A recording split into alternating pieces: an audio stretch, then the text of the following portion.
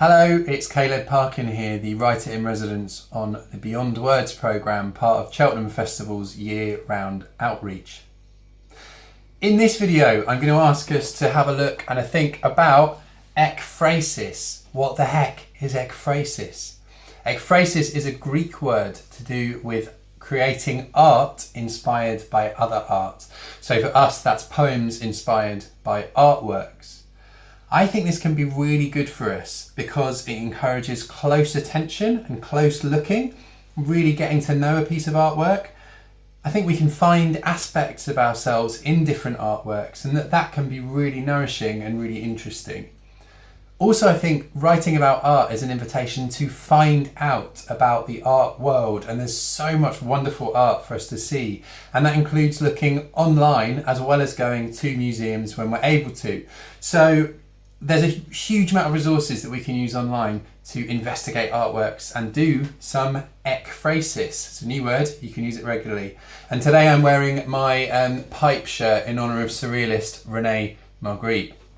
So let's go on and do a warm-up.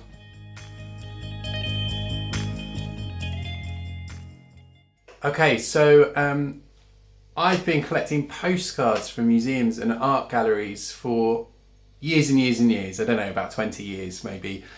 So whenever I go to a museum or an art gallery, I'm always looking in the shop afterwards for postcards that I can remember things by and that might inspire writing. And I take these to workshops and I use them myself sometimes as inspiration for poems.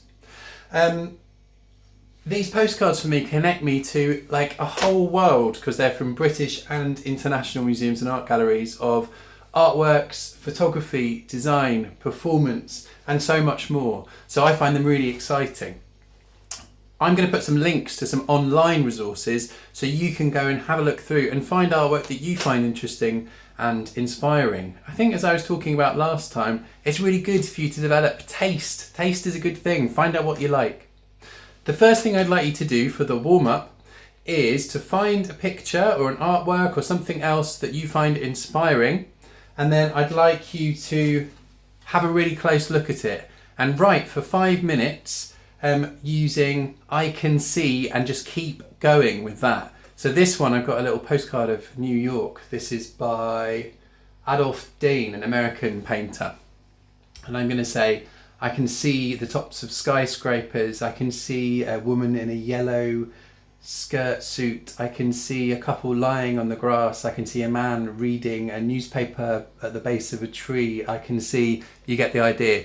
So I'd like you just to keep going and see how much you can see in your artwork. Even if it seems like quite a simple artwork, you'll be amazed how much you can find in it if you just keep looking.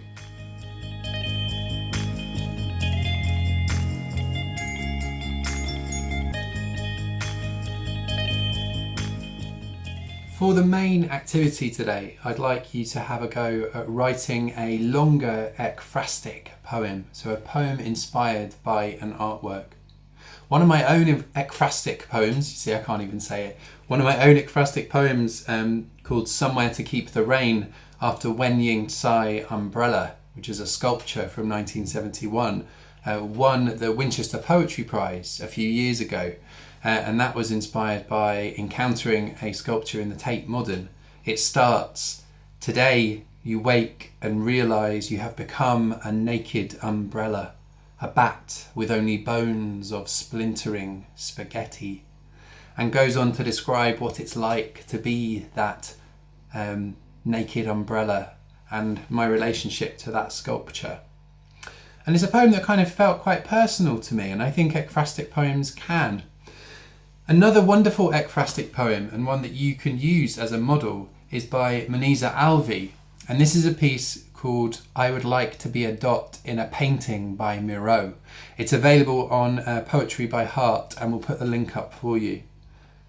I would like to be a dot in a painting by Miro. Barely distinguishable from other dots, it's true, but quite uniquely placed. And from my dark centre, I'd survey the beauty of the landscape and wonder, would it be worthwhile to roll myself towards the lemon stripe, centrally poised, and push my curves against its edge to give myself a little attention. But it's fine where I am. I'll never make out what's going on around me, and that's the joy of it. The fact that I'm not a perfect circle makes me more interesting in this world. People will stare forever. Even the most unemotional get excited. So here I am, on the edge of animation, a dream, a dance, a fantastic construction, a child's adventure. And nothing in this tawny sky can get too close or move too far away. Have a read of Moniza Alvi's poem and have a think about the way that she characterises that dot. And do look up some pictures. I'll try and put a link as well to paintings by Miro, but you can search for them as well.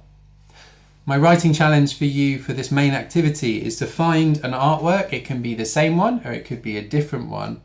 And I'd like you to write a piece in this model. So I would like to be a something in a something by someone. So I would like to be a, what's this? I would like to be a slice of cake in a painting by Wayne Thiebaud.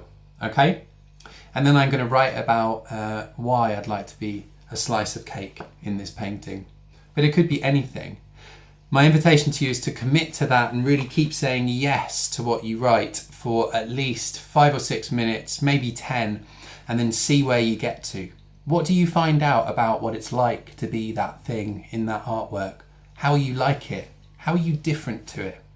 I hope you have fun, and I'll be back in a minute with a takeaway activity.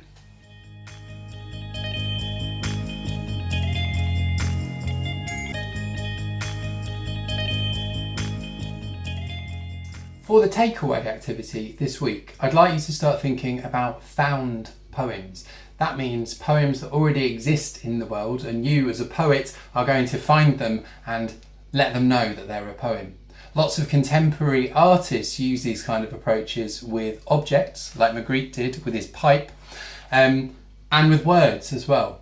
So my invitation to you is to go and start cutting out delicious words that you find in food packaging, in leaflets, in newspapers, magazines. Cut them out from the big headline words.